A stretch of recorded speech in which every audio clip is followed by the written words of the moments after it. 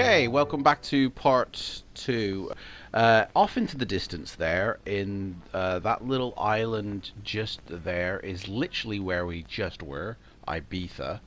Or it might be off over here somewhere. But we are right now in Mallorca. So Mallorca with P3D buildings, terraflora trees, the airport by Rex Airport HD, the topographical structure of the mesh is FS Global, and weather is our usual active sky. Now everything's looking great, frames are high, and we are still going to take up this puppy to the air and see what we can see. So Mallorca is almost 3 to 4 times the size of Ibiza, and it basically has exactly the same tools generating its scenery.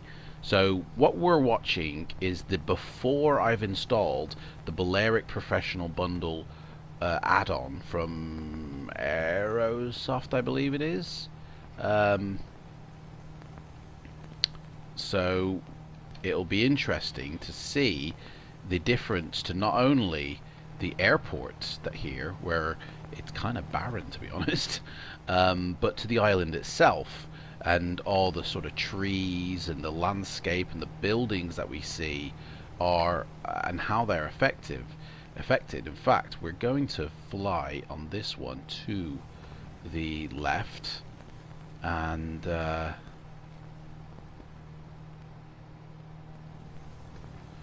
one thing I always find that when I first opened P3D for the very first time, that no matter where I fly or what I do, it is kind of jittery, it is kind of stuttery.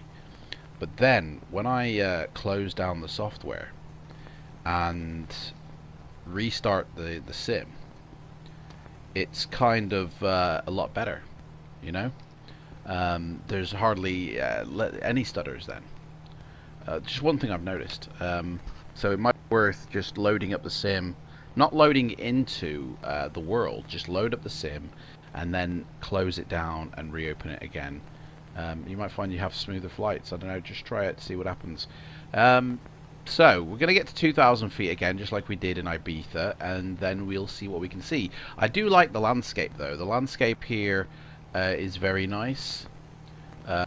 Hills here, roaming hills. All these textures are Orbex Global Base. They're put together, they're sort of all the roads and the placement of the coastlines and stuff like that is Orbex Vector. And again, there is no land class information, so it's all just kind of thrown together, which is why we get things like this, where it's very sort of obscurely placed and doesn't really make sense with the texturing on the base of it.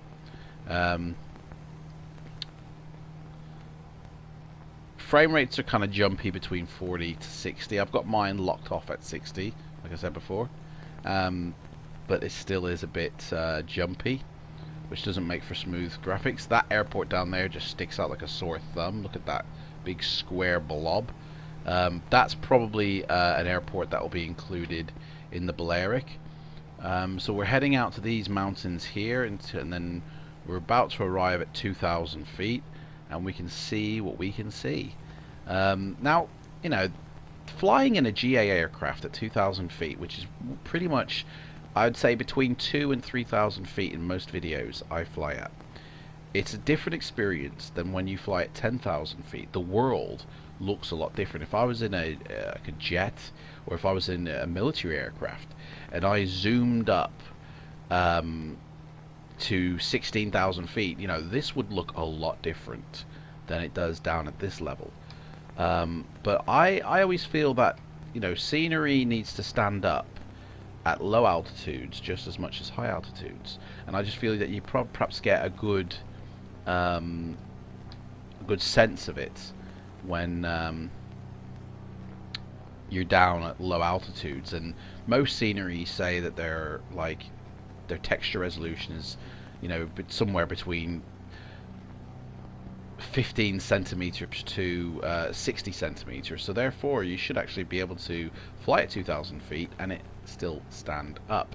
So Orbex Global Base, don't really know what centimeter it sets its textures at, but just looking at them here at the sky, they look really nice. The fields look very nice. They're not placed in a nice order. Look, they're just, you can literally see squares dotted, and they're very sharp and jagged edges.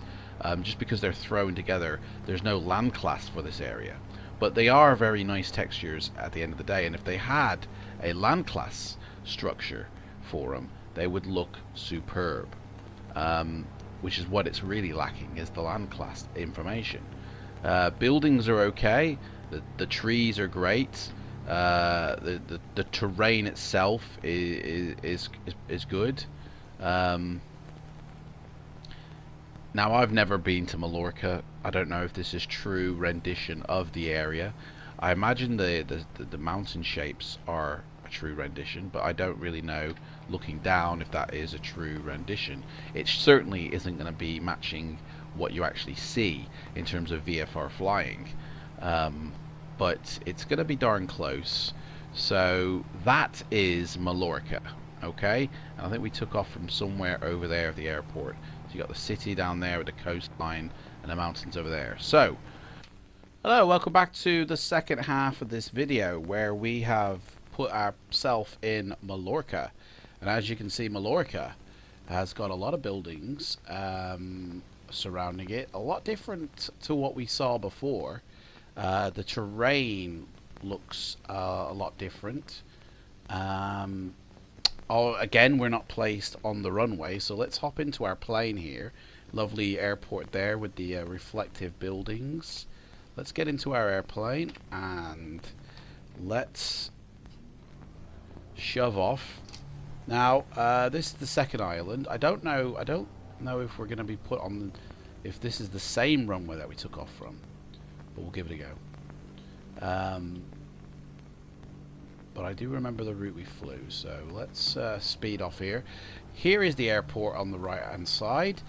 Before, I remember when we took off, it was very bare bones. It had no aircraft at the airport. I don't know if it was like a popular holiday destination, but here we can see an actual hangar name.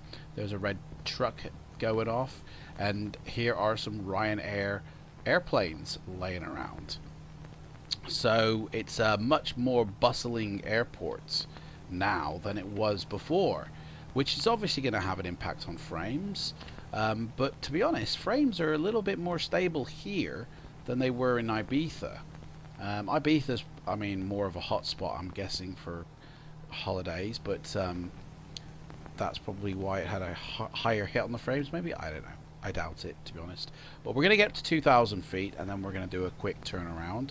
As I say, the airport is very nice. I do like the runway textures now, and the buildings and the terminals. It's a lot more, got a lot more going on for it. And there's also, looks like a helipad section here, which is pretty cool. All the tiles of the textures that you see now for the scenery has now been laid down appropriately, because the land class data for this area has now been included. It also involves laying down new mesh for the island, so it's replacing FS Global's mesh with its own custom mesh, which is more detailed and at a higher resolution, so we get more dips and donuts and troughs and peaks than we did before. Let's do a turn as we climb some more. Only at 1,000 feet here, so we want to get up to 2,000 to see the scenery decently. That'll do. We'll turn up to there. So, I mean, just looking even at 1,000 feet, it's acceptable to me. I think this is okay scenery. It does kind of look low resolution, and I haven't got shadows enabled for my buildings, so they just kind of look like they've been plopped on. But again, with the time preview, we can take care of that ourselves by literally just changing the time of the day. and it will sort of sort that out for us, making things look a bit better, you know. But we didn't do that before, so we won't do it now. I think the main difference between Orbex, Global Base, and P3D when they're handling the scenery, with FS Global doing the mesh, and then Aerosoft taking over, is that you do get better looking, more accurate placed tiling of textures, like we see down here. You know, not the buildings, they kind of just look the same, but the actual texturing of the land looks very much different. But the big thing is as well is it does have a hit on your performance, and even with the config manager that it comes with, you know, you can sort of play around with it a little bit. You're still gonna get a difference of frame rates, which means you're not gonna have, if your frames dipping, or you haven't configured your monitor to your simulator properly, you're going to get jumpy, jittery sim. Or if you're filming for YouTube, you're going to get a jittery sim. I know loads of people film for YouTube and get fantastic results. I just need to sort of sort that out, but I'm just going through each install one by one. So we've hit our altitude of 2,000 feet. Let's have a look and see what it looks like. For me, I think that looks great. It's a definite improvement on when Orbix was handling it, because there's no now sharp sort of changes in the scenery. You know, it doesn't like stick out, whereas before it kind of did. It's more accurate to this region than it was before, whereas it had generic forests kind of laid down and fields. So I think I do like the look of this a lot more than what it was before. It's just now tweaking it with the settings to sort of fly in that area very smoothly and still have a very nice time. So if I remember correctly, there was an airport here as well. There we go. That airport no longer sticks out like a sore thumb.